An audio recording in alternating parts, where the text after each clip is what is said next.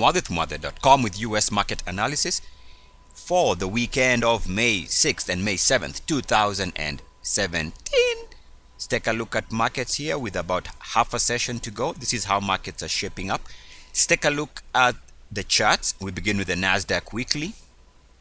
And we can see here for the second straight week, the market is staging a follow-through week, which is exactly what the bulls wanted to see, depending on how the markets close this Friday. So that was a good breakout, a gap up. And as long as the market is above the prior weekly closing high of 5911.74, that's a good breakout for the NASDAQ. And the key is whether it can continue holding above 69.1. As long as that's the case, that the market is holding above 69.1 on the weekly, that's a stable to outright bullish market. Don't forget that on the monthly for the NASDAQ, we continue seeing the NASDAQ holding above 69.1 ever since we began 2017. Market's been trading above that threshold number, and as long as that's the case, pullbacks are going to be shallow.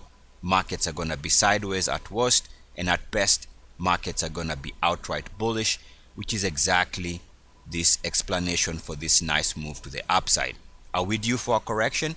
Well, you might say so. After a couple of months to the upside, you got 1, 2, 3, 4, 5, 6. We are working on the 7th straight positive monthly closing high. But still, even if we get a pullback here and the market can defend this 69.1 threshold on the monthly RSI, that is still a good market where pullbacks are shallow and we can still expect markets to probe new highs. And on this NASDAQ monthly charts, now we have 5 years of data.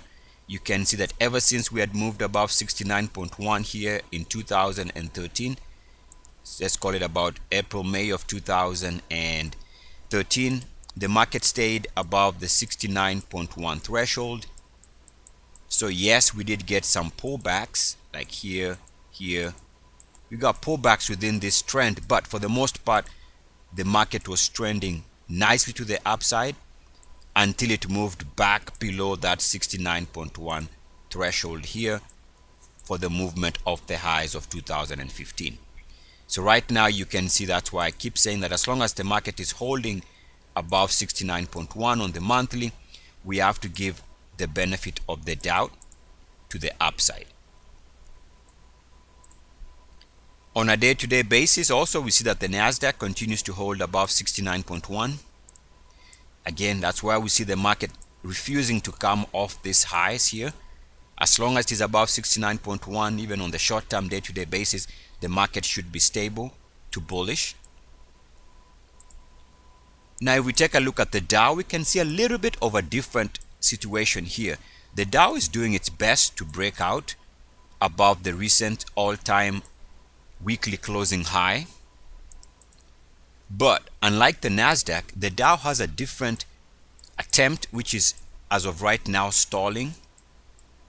The close above 21005.71 has failed last week, and even this week here we see that it is also struggling to hold above that number. So the more we fail to hold above this price on a weekly, that's a failed breakout. So market bulls would need to figure out a way to move the Dow above this number. Otherwise, the more we struggle, the more we are unable to close above this and break out, the more chances increase that we are going to see a pullback of some size. Also, we need to watch this level here at 69.1. If the Dow is unable to hold above that number, it is slightly above that. If we get a rejection when the Dow is trying to break out above 69.1, a rejection here would also be another reason to expect now that the equation would change to where the market would be looking to correct. So a breakout is needed. We need to see the weekly RSI stay above 69.1.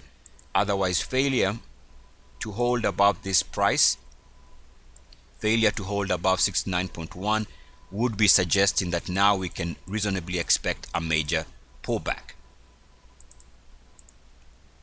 If we take a look at the Dow daily, we can see that the daily breakout never really took place. This is the current all-time daily closing high for the Dow. We never got to that level, and so we can still watch this, the previous daily closing high, for a potential future breakout. For now, this seems to have stalled. That's a failed breakout attempt. And also we seem to be making this move in the RSI, which corresponds with this break. As you can see there, the break that took place off the highs.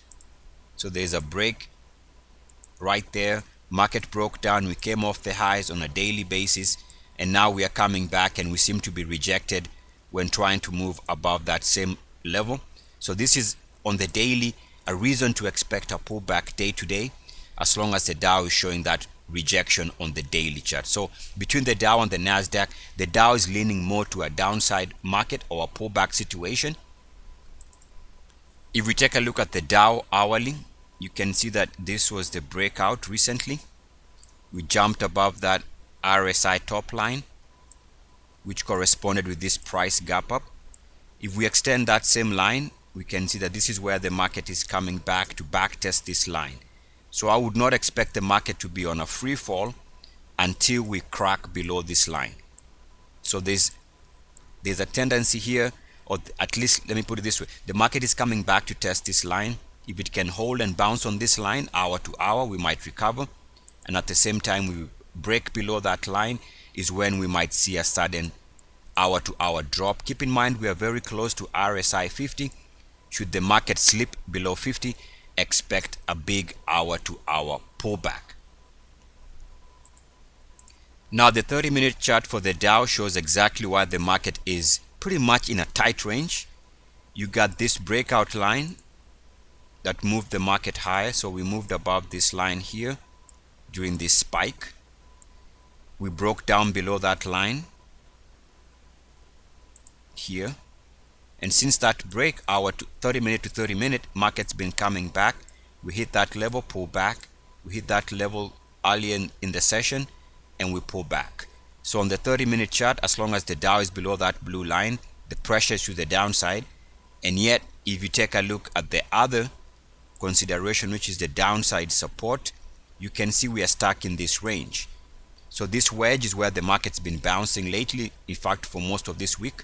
So at some point this is going to resolve, either for a movement to the upside with a breakout above that price range, or with a movement lower if we break below the RSI lows line. So we're stuck in that range, and that's why you notice the market is not up, it's not down, it's moving higher, reverses, comes back, finds support. So we're within the wedge. Tough to tell which way the market is gonna go, but I think eventually it's gonna resolve either with a movement above the blue line for a recovery, or a break below this short-term black line, which might begin a strong slide. Now if you were to summarize the Dow, you'd have to go back to the monthly chart, and it's very simple here on the monthly chart for the Dow. All told, we are still trading above 69.1 on the monthly, and as long as that's the case, then the bulls definitely have the upper hand. So to summarize on the Dow, as long as the Dow is holding above 69.1, this market should still be stable. And also on the monthly chart for the Dow, let's not underestimate this recent breakout above the prior monthly closing high. We are still holding above that. So as long as the Dow on the monthly is holding above 20,812.24, definitely we can say that this is a good breakout, and that we should expect the market to continue trading well to the upside. So as long as the breakout is taking place, as long as the prices are above 20,812.24, let's give the market the benefit of the doubt. And of course, if we happen to track down and we crack below that price range, then that is when we are going to determine that the forces have turned down, pressures are to the downside, if the market was to crack below 20,812.24. So right now we are above that. We have to assume that the market is stable to bullish, and also keep in mind the key also is that we are still holding above 69.1 on the monthly for the Dow, which again suggests that we are sideways at worst, bullish at best. Let's take a look at the S&P 500. We begin with the weekly. The weekly for the S&P 500, we can see here it is working on week number 2 of a breakout. The level to watch there for the SPX is 2383.12. So as long as the market is above that price, the weekly breakout is taking place. The problem here is the quality of the breakout so far has not been great, because we are making an improvement on a weekly closing basis to new highs. But take a look at the technicals. Right now the technicals are showing negative divergence, which might set the stage for a pullback. But the key is whether it can hold above this price. So as long as we are holding above 2383.12, the weekly is breaking out. Now if we happen to fail and crack back below that price, that's when we can start pounding the table and expect lower prices. In other words, a failed breakout might set the stage for a major correction. As of right now, we have to conclude that the market is doing exactly what it needs to do, which is break out and hold above the prior weekly closing high. In fact, this is going to be week number 2. If it can stay positive for the week, second week above this price, which is a follow-through week, which is a sign of a good price breakout after confirmation of a breakout last week. But we shall see. Maybe this is playing out slowly. The problem here is the quality of the breakout. Now that we are seeing negative divergence with the RSI making a lower high as prices make an improvement. On the daily for the S&P 500, here we have a different proposition. This is the daily closing high for the SPX. The level to watch there is 2395.96. So you can see we've been unable to close above that price since that price was recorded. We are just sideways,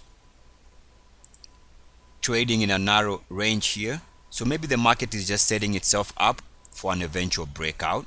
This is nice consolidation, but failure to hold above this price, the more it cannot break out successfully. And we've tried here over this period here. The market had an opportunity of breaking out, hasn't yet seen that. So maybe this is where it stalls.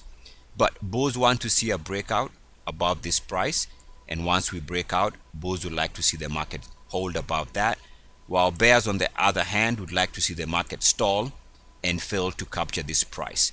The more we are unable to break out, the more the equation starts changing to the downside. Now, like we saw with the Dow, S&P 500 is coming back to test the recent break, and that break is being tested. You can see this was the break of the RSI. This break brought the market off the highs there, and so now pretty much we are testing this level. So you can see the problem here is that S&P 500 has been coming and making contact with this line. We've been unable to move above that line. So the more we stall on that red line, the more it is suggesting that the next trend for the SPX with the confirmed resistance here is lower. And at the same time, this is a line to watch, because if we can clear that line, then chances are once we clear that line, S&P 500 is going to have enough energy to break out above 2395.96. So right now I would lean to a market showing potential for a pullback, because we've been unable to hold above this line here.